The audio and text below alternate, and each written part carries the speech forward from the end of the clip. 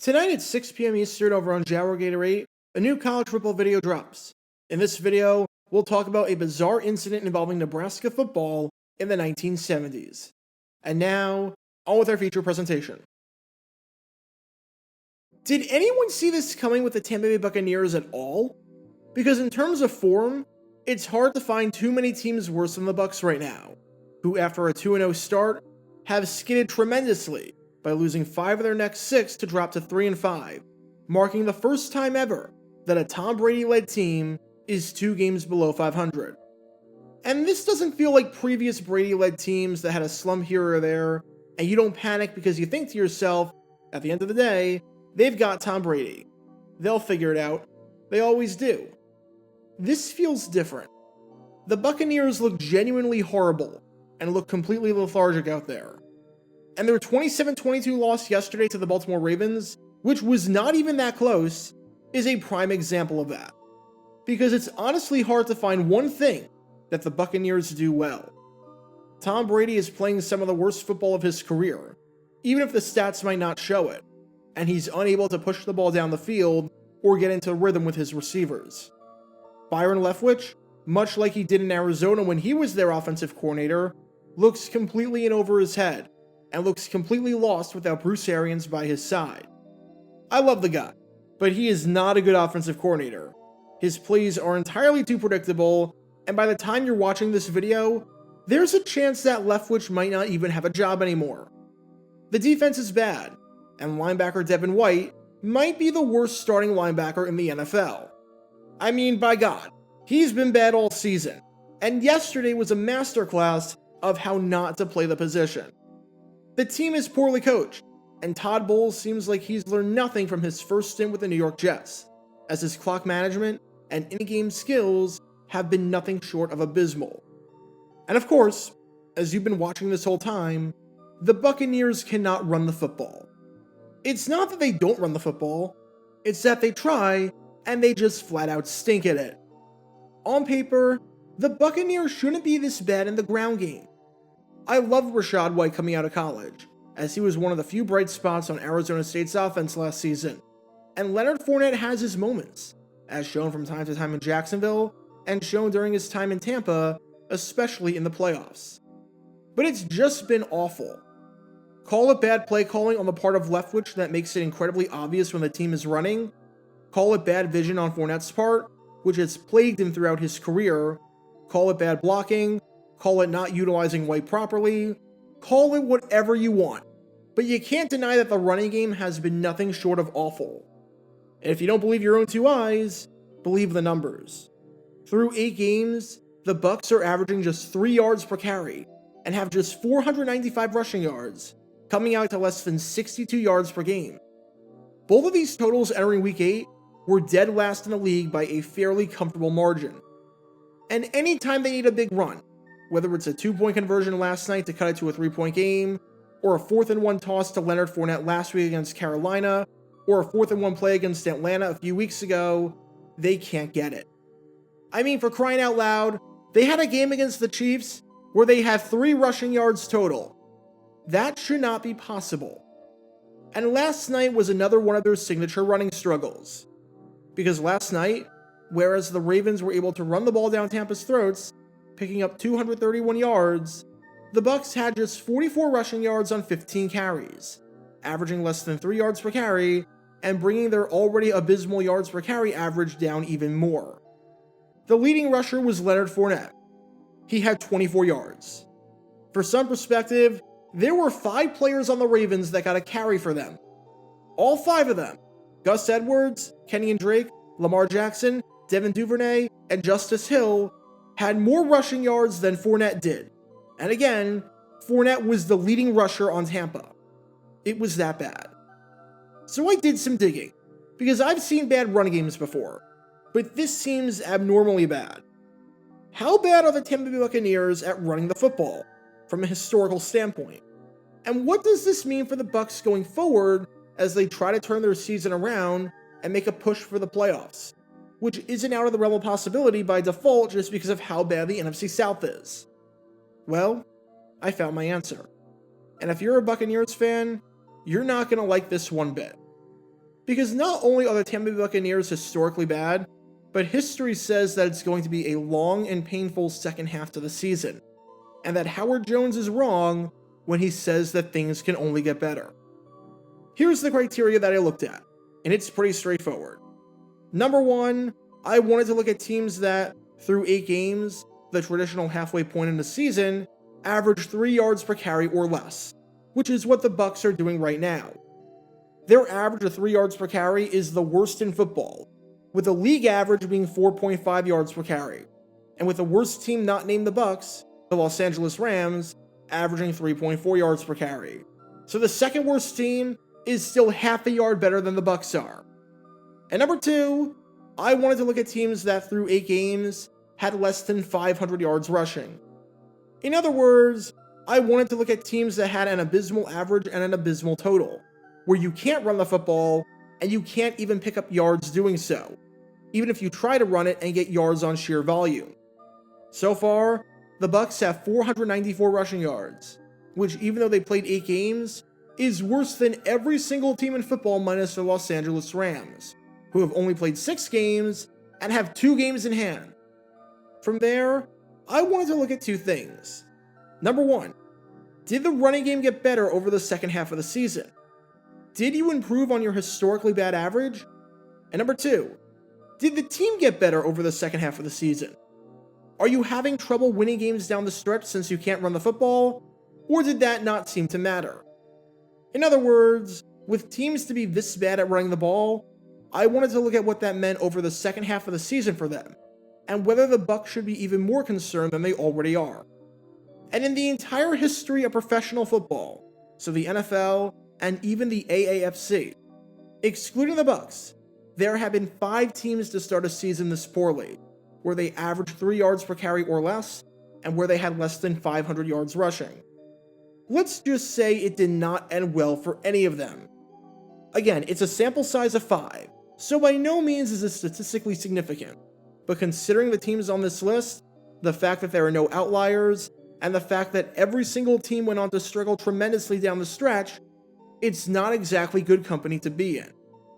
It's not company anyone would have expected the Bucs to be in at the start of the season. But here we are, as crazy as it may seem. We're going to go in reverse chronological order, and we're going to start with one of the worst teams in NFL history.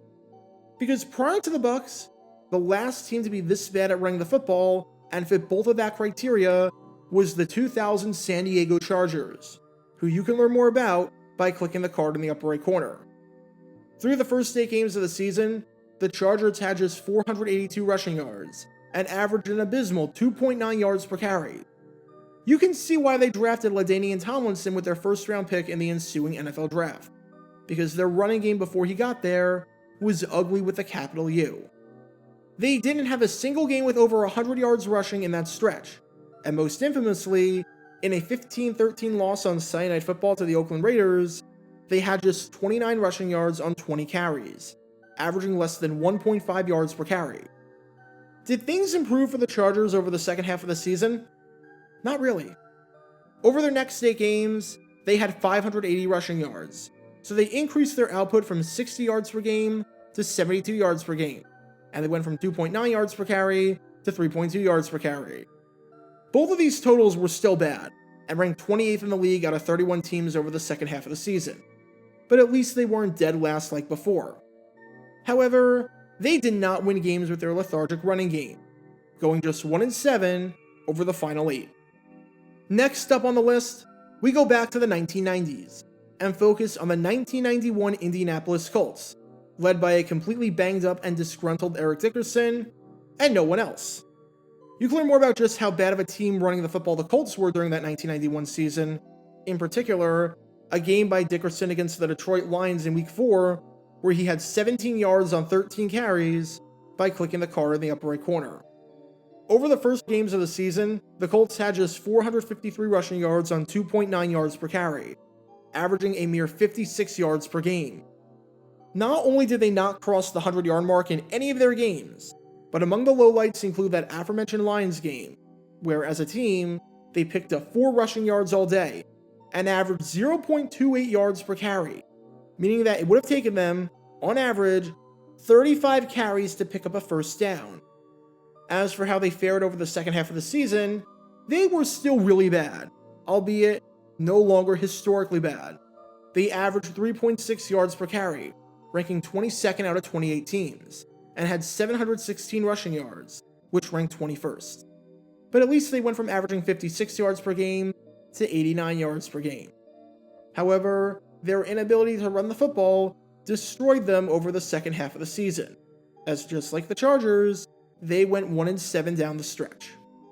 I apologize for the next three teams because I dug high and low and could not find any appropriate footage whatsoever. So we're going to go back to footage of the Bucs and how bad they've been. However, you'll see why I wasn't able to find this footage, because the next team on this list is Washington all the way back in 1961, when through their first 8 games, they averaged just 2.4 yards per carry and had 443 total rushing yards, coming out to just over 55 yards per game.